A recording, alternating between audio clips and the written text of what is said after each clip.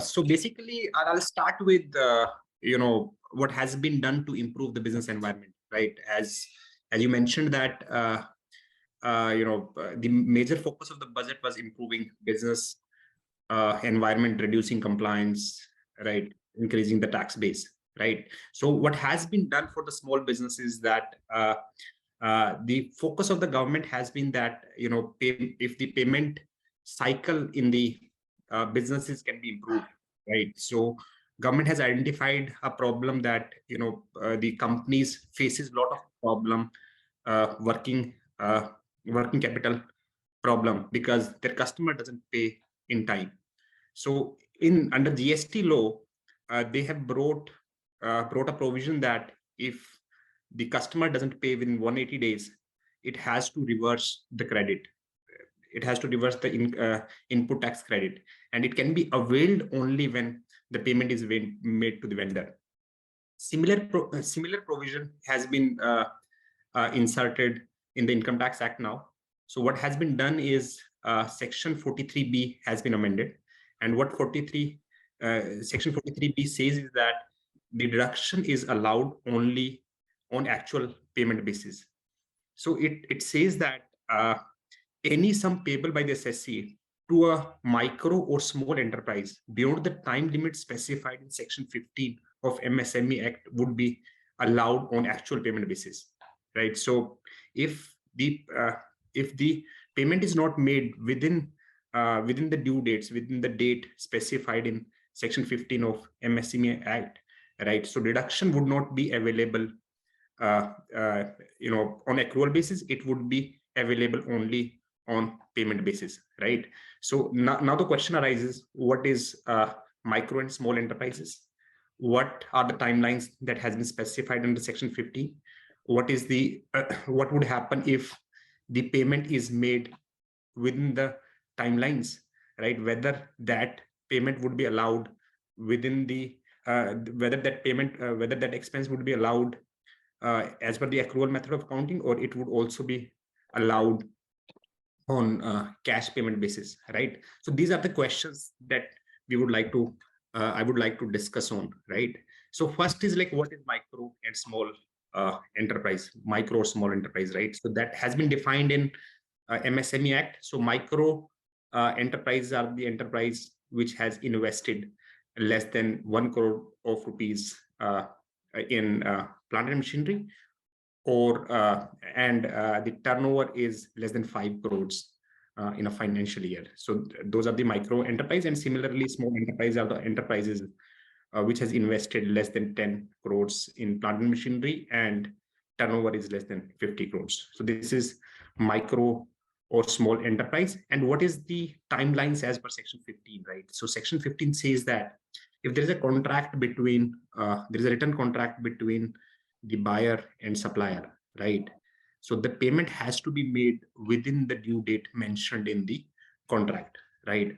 But this due date cannot be more than 45 days, cannot be more than 45 days from the date of receipt of services or from the date of receipt of goods, right?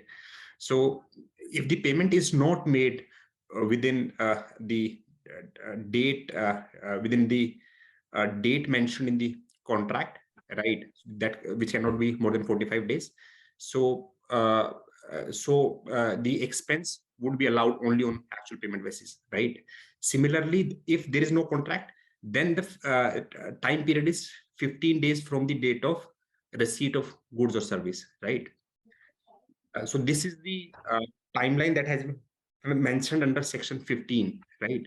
So so now the question arises: if the payment is made within the time limits, right? So whether the deduction would be available on accrual basis, or whether the deduction would be available in on actual payment basis. So I have written a question, right? So let's say Mr. A, like this is a balance sheet of or like extract of a statement of creditors, right? So how like in which year the deduction would be available? Let's say these are the expenses incurred in financial year 22-23, right? And this is the liability as on 31st March 2023.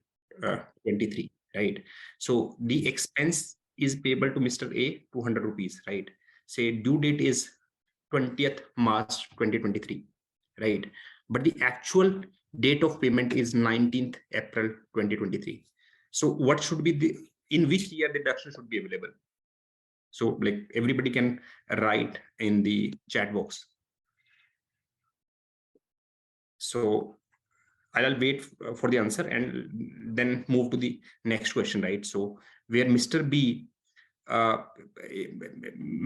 is required to be paid 300 rupees. Due date is March 20th, 2023. Sorry, April 20th, 23. But actual payment is made on 19th April 2023, right? So in the first case, there is a non-compliance, right? In the first year, there is a, in the first case, in case of Mr. A, there is no non-compliance because payment was to be made on 20th March, but actual payment is made on 19th April, right? So if there is a non-compliance, then the deduction would be in the year of payment, right? So the deduction would be available in financial year 23-24, right? But see the example of Mr. B, right? Where payment due date is 20th April, but payment is made before that, right?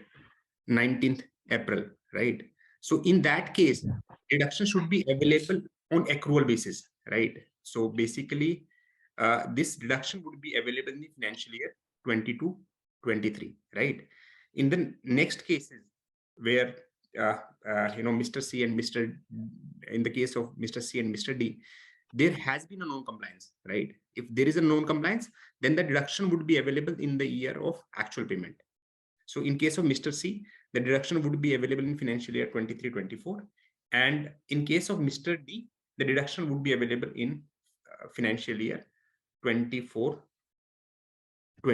because this payment is made in financial year 24-25, right?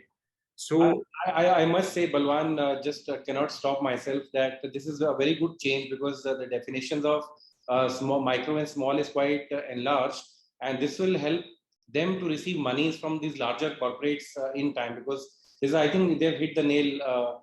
If companies are not, means if they're disincentivized, if it is expenses being disallowed, if the payment is done beyond time, I think it's a very welcome change.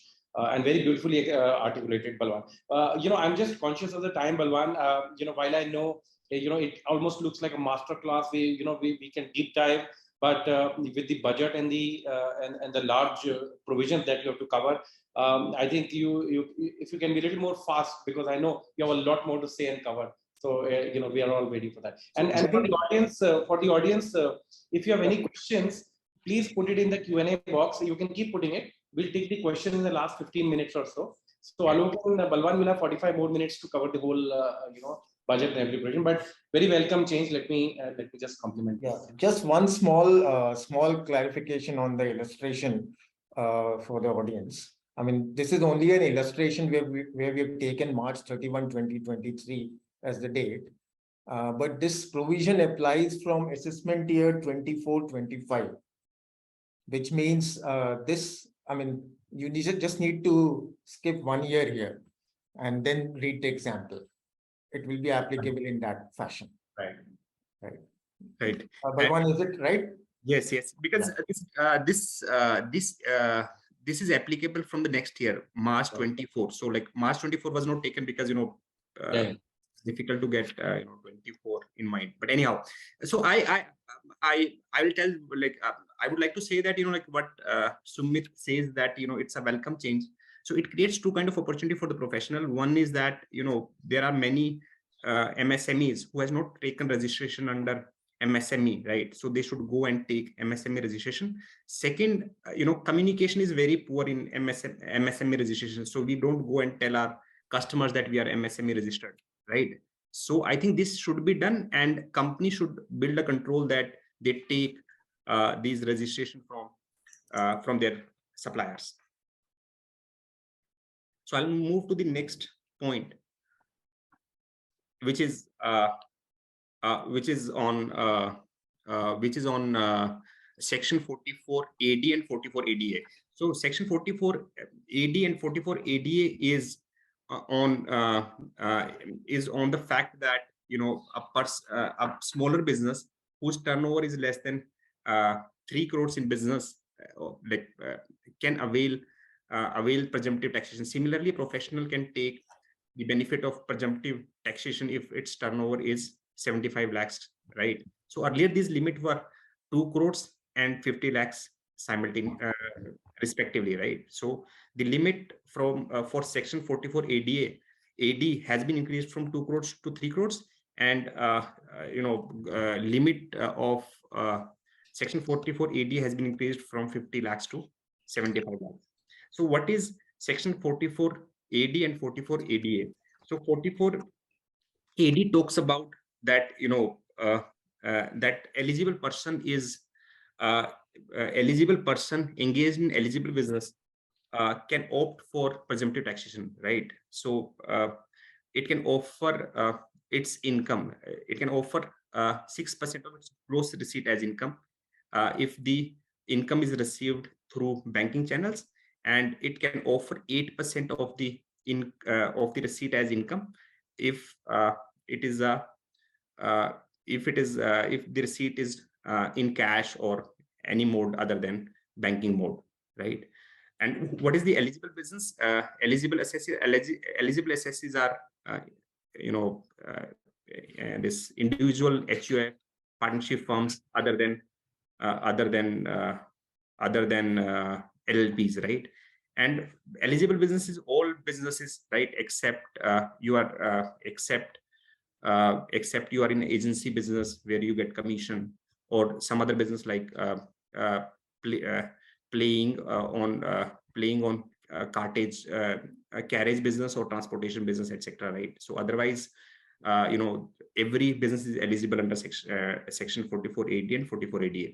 So there is another point is there is a 5-year rule, right? So if somebody was eligible under section 44 AD and they don't claim 44 AD in a year, they cannot come back to this in the next 5 years, right? So this is the rule that has to be taken care while deciding whether you want to go for your client on 44 AD or ADA, right? So what is the benefit? Benefit is that you can it's a simple process, and there is no requirement of maintaining books, or there is no requirement of getting the audit done. So this is a welcome change for the industry, at least.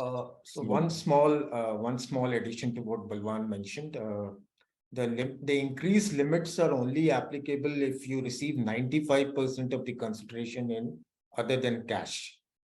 So the increased limits are only applicable in such a case and not otherwise. So this is again a digital push that the government is wanting to do. So if you continue to receive more in cash, then the limit remains at 2 CR and 50 lakhs only. Right. And because this digital infra has improved so much, right? So we are the largest country in the world, which has the maximum number of digital transactions now, right? So government wants to push it more.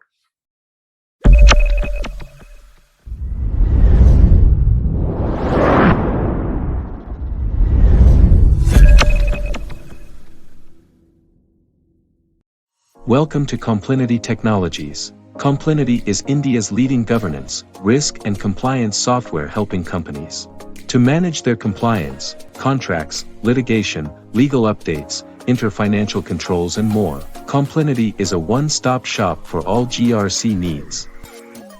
With our proprietary 12 GRC modules and real-time legal updates on 2,000+ laws and 24,000+ compliances, all in an integrated platform that is easy to use with automated alerts and risk management capabilities, is why compliance managers, general counsels and chief financial officers choose Complinity every time. Join the most innovative and prestigious brands that use Complinity. Automating your compliance management. Request a demo at complinity.com.